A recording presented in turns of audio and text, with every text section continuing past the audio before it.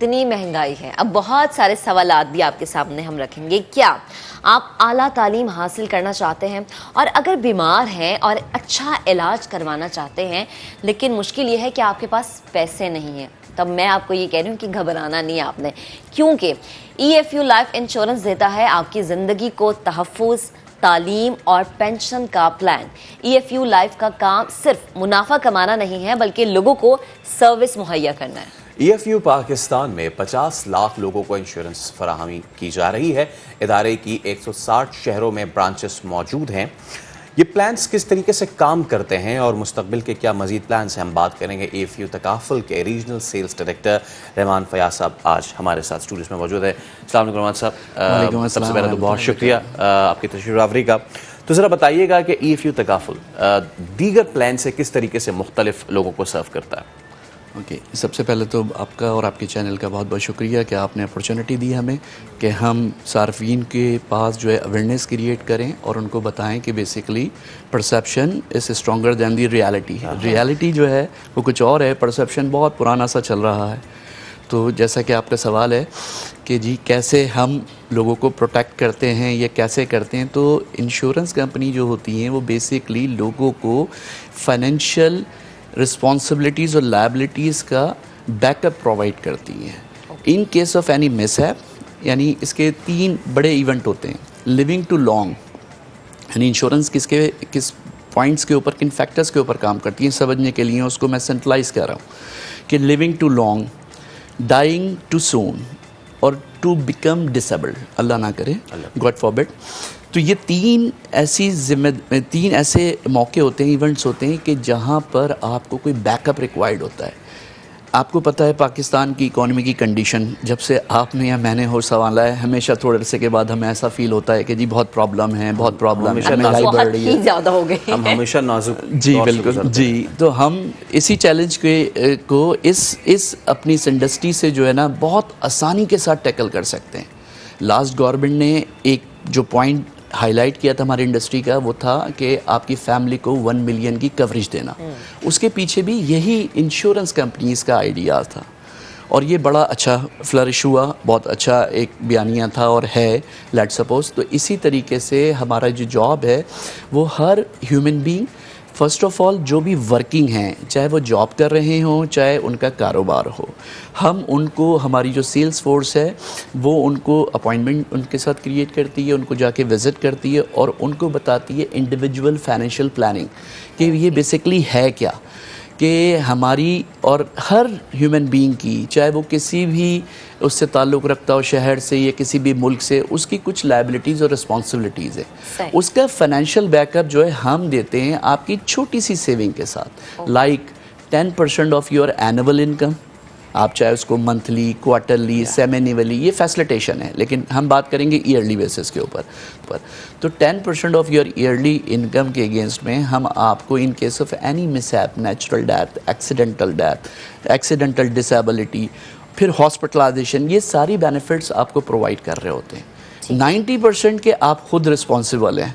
जो भी एवेन्यूज़ है मार्केट में जहाँ पर भी आप सेव करना चाहते हैं, बिल्कुल आप फ्री हैं, आप कर सकते हैं, लेकिन हम उनको मोटिवेट करते हैं, उनको कन्विंस करते हैं और उनको बताते हैं कि जो 10% हम दे रहे हैं ये दुनिया में हमारे अलावा, यानी लाइफ इंश्योरेंस इंडस्ट्री के अलावा कोई प्रोवाइड नहीं कर सकता कॉम्प्रिहेंसिवली।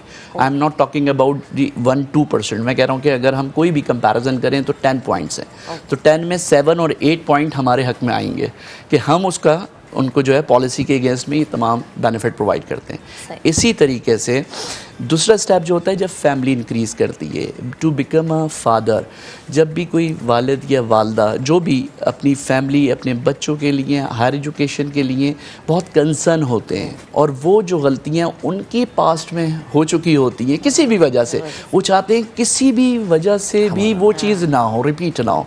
जहाँ हम एंड करते हैं बी अ फादर अपनी एजुकेशन को, हमारी एक्सपेक्टेशन होती है कि हमारे बच्चे वहाँ से तो स्टार्ट लें, वो तो बेसिक हो गई ना, मतलब मामा ने किया हुआ या बाबा ने किया हुआ तो वो बेसिक हो गई। उससे आगे स्पेशलाइजेशन है, आजकल PhDs हैं, तो उसके लिए तो हम उनको एक स्पेसिफिक इस नीड को वो करने के लिए, कैटर करने के लिए हमने एक एजुकेशन प्लान बना रखा है। जो भी फादर हमारे साथ डील कर लेगा 15 साल की, 20 साल की पॉलिसी के अगेंस्ट, तो उसकी तमाम लायबिलिटी, चाहे वो लाइफ में हो, पिक्चर में मौजूद हो दुनिया में मैच्योरिटी के टाइम पे, या अल्लाह ना करे कोई मिसहैप हो और वो दुनिया में नहीं रहे, दोनों सूरतों में हम उसकी जो हायर एजुकेशन है वो गारंटी करते हैं कि इंशाअल्लाह ताला आपका ये फ़ंड यानी 2 मिलियन टू 2.5 मिलियन अप्रॉक्स होगा ही होगा। तो इसकी गारंटी दोनों ओकेजन में, ये पाकिस्तान में कोई नहीं, दुनिया में कोई नहीं कर सकता ये चीज़। दो ओकेजन्स की बात कर रहा हूँ, इन केस ऑफ मिसहैप और मैच्योरिटी, दोनों सूरतों में, चाहे इकॉनमी किसी भी तरीके की हो, हम उसको कैटर करते हैं। हमारे पास इन्फ्लेशन का प्रोटेक्शन भी है, हमारे पास जो है आपकी टेलर में डिज़ाइनिंग है, हमारे पास कोई कैटलॉग सेलिंग नहीं है कि मैं आपको कोई एक ब्रोशर दूँ और आप इसको पढ़ लें और इसको कर लें, नहीं, हम आपसे इंडिविजुअल बेसिस पे मिलते हैं, टाइम लेके, प्राइवेसी के साथ।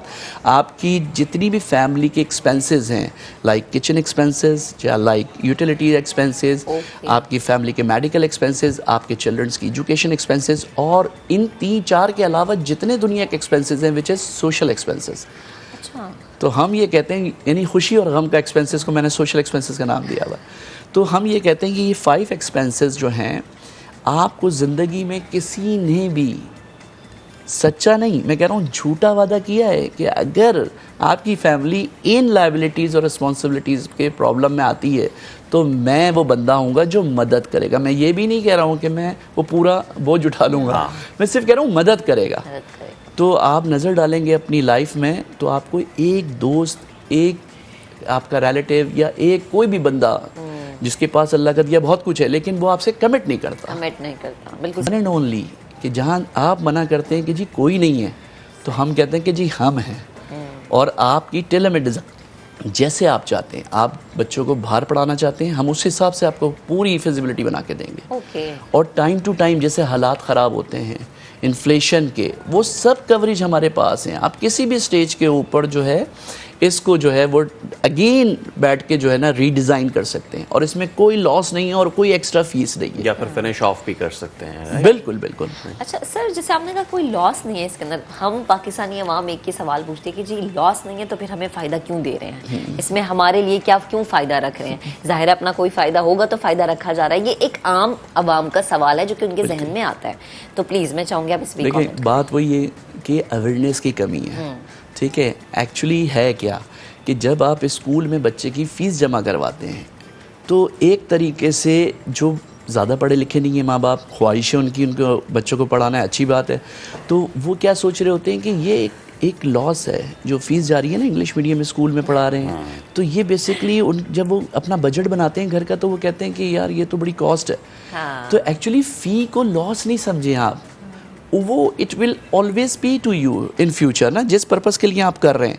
तो ये जो लॉस की बात कर रहे हैं ना, लॉस का मतलब कुछ फीसेस होती हैं कि जो शुरू के सालों में होती हैं, ठीक है, वो क्योंकि ऑब्वियसली शुरू के सालों के इसलिए होती है, ये कॉन्ट्रैक्ट होता है 10 साल या इससे ज़्यादा का, लेट्स सपोज, तो आपके शुरू के 3-4 सालों में जो है ना थोड़ी सी ज़्यादा फीसेस होती हैं, बाद में वो फीसेस जो है आपके प्रॉफिट से मीट हो जाती हैं, कोई ऐसी बात नहीं होती।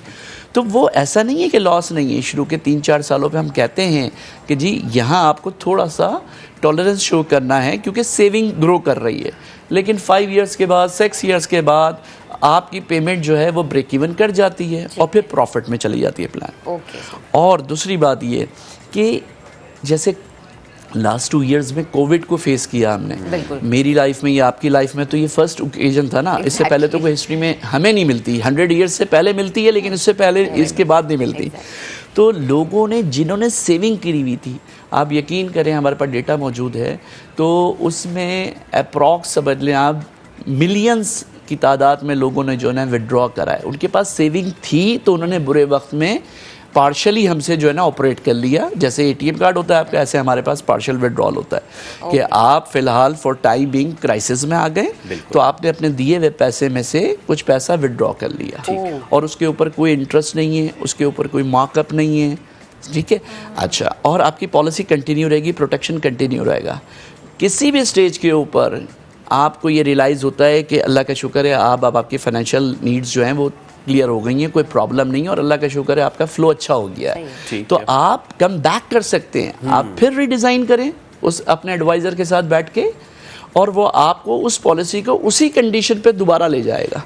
यानी कितने अरसे आपने पैसे को यूटिलाइज करा, उसका कितना इम्पैक्ट आया प्रॉफिट के ऊपर फॉर एग्जांपल। सही। तो वो कैलकुलेट करके आपको बोलेगा एक लमसम बलून पेमेंट कर दें या अगले साल से मैच्योरिटी तक इतना अमाउंट आप इंक्रीज कर दें, तो फिर आप वही टारगेट अचीव कर लेंगे जो आपने आपको 5 करना साल चाहिए। पहले, 6 साल पहले, 10 साल पहले, 3 साल पहले सोचा था।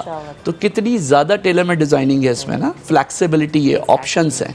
अच्छा, मैं ये आपसे पूछना चाह रहा था कि let's talk to the layman जो घर पे बैठा हुआ है, जिसने सेविंग की है और अब उसने कहा यार मैं अब ये फ्यू की पॉलिसी जो लूँ, तो what's the minimum per month जो एक बंदा पॉलिसी ले सकता है? देखिए, पर मंथ या पर क्वार्टर तो हम उसकी फैसिलिटेशन के लिए, समझाने के लिए, वही बात जो आपने कही लेमैन, उसको समझाने के लिए हमें इस तरीके की मिसाल देनी पड़ती है। यानी एक दुकानदार है तो उसको हम बोलेंगे कि भाई हर रोज़ाना जो है तुम 100 रुपये या 200 रुपये, जितनी उसकी वर्थ है, जितनी उसकी कैपेसिटी और उसकी सेल है, आप इस गुल्लक में डाल दें और हमें 3-3 महीने के बाद क्वार्टरली बेसिस के ऊपर वो पेमेंट देना शुरू कर दें या 6-6 महीने के बाद वो पेमेंट देना शुरू कर दें।